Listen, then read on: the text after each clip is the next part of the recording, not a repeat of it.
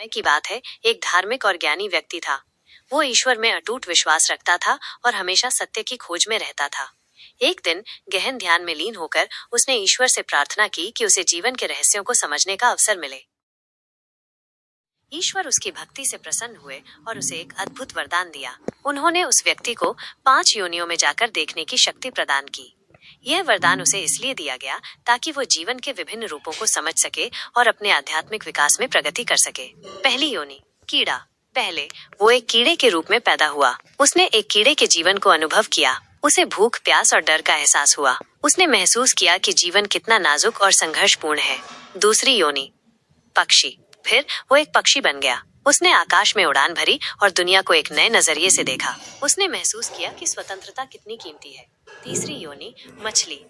तीसरे जन्म में वो एक मछली बन गया। उसने पानी के अंदर जीवन बिताया। उसने महसूस किया कि जीवन कितना रहस्यमयी है। चौथी योनि, पशु। चौथे जन्म में वो एक पशु बन गया। उसने जंगल में जीवन बिताया। उसने महसूस किया कि प्रकृति कितनी शक्तिशाली है। पांचवी योनि, मनुष्य। अंत में वो फिर से एक मनुष्य बन गया। इस बार वो अपने पिछले जन्मों के अनुभवों से समृद्ध था। उसने जीवन के अर्थ को समझ लिया था। उपदेश। इस व्यक्ति ने अपने अनुभवों से सीखा कि जीवन के सभी रूप में